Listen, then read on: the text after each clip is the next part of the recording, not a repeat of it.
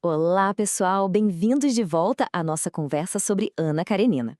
Hoje a gente vai mergulhar fundo na parte 6, que é uma parte de contraste, sabe? É como se o Tolstói nos mostrasse dois lados da mesma moeda. De um lado, a gente tem a vida familiar, que está ali crescendo, com os pés no chão.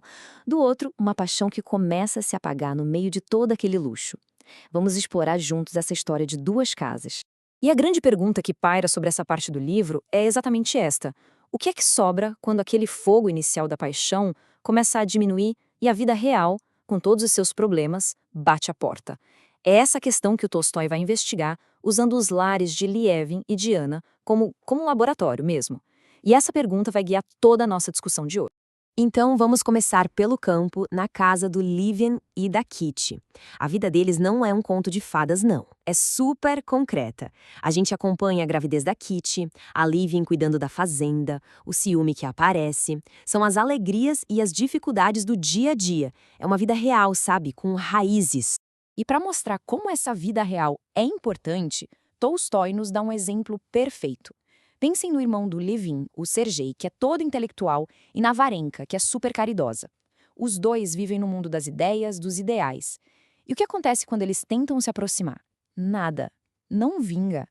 É como se o Tolstói estivesse dizendo pra gente, olha, a vida precisa de mais do que boas intenções para florescer.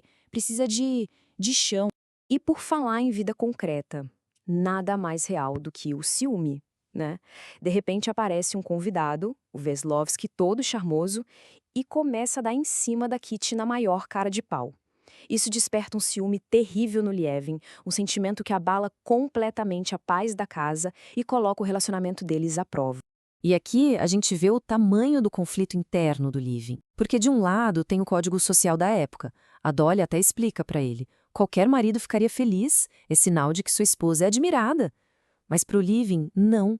Ele pensa, isto está fazendo mal para minha família, para minha relação com a Kitty, e para ele, a família vem em primeiro lugar, muito antes de qualquer convenção social. E aí ele faz uma coisa que, para aquela sociedade, era um escândalo. Ele simplesmente expulsa o Veslovsky da casa dele. É uma atitude radical, mas que mostra tudo sobre o Living. Ele não tá nem aí para as aparências. O que importa é proteger o seu lar.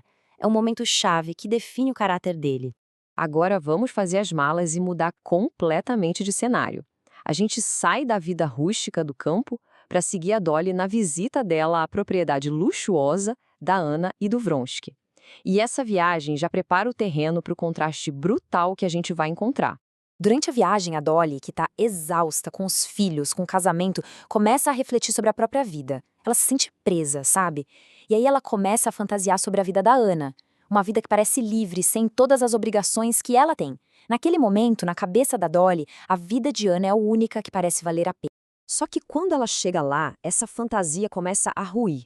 O luxo é absurdo, sim, mas tem alguma coisa estranha no ar. Parece que está todo mundo atuando.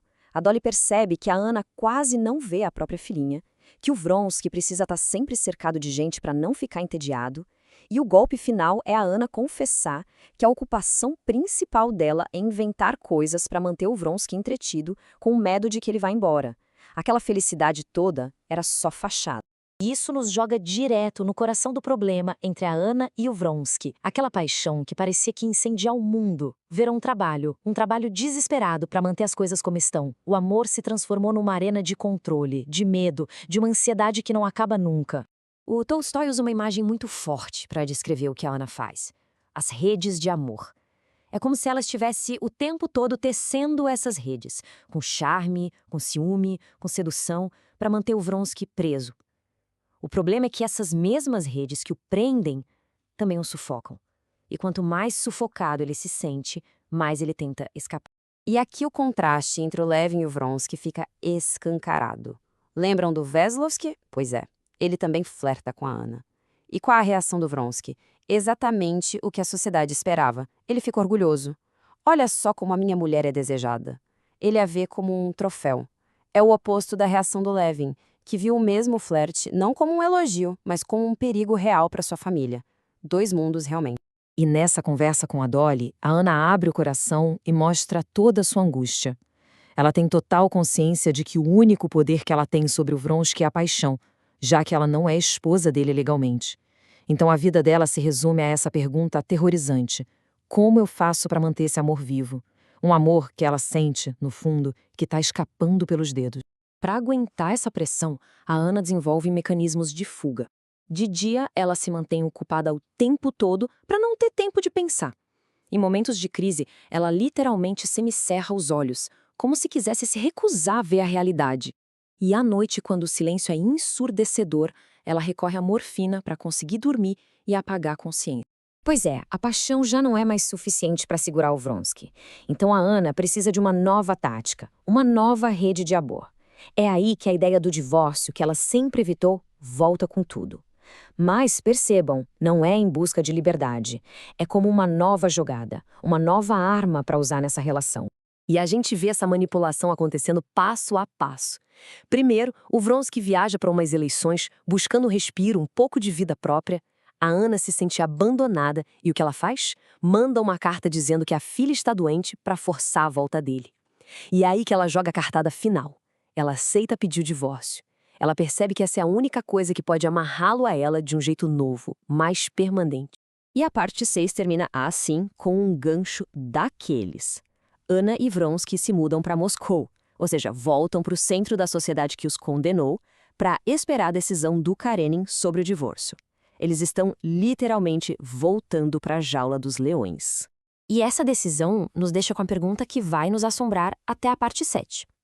Esse divórcio tão esperado vai finalmente trazer a liberdade e a paz que eles acham que querem? Ou será que ele vai se tornar só mais uma gaiola, uma nova forma de prisão para os dois? Fica aí a reflexão para o nosso próximo encontro. Mal posso esperar para a gente discutir isso. Até lá!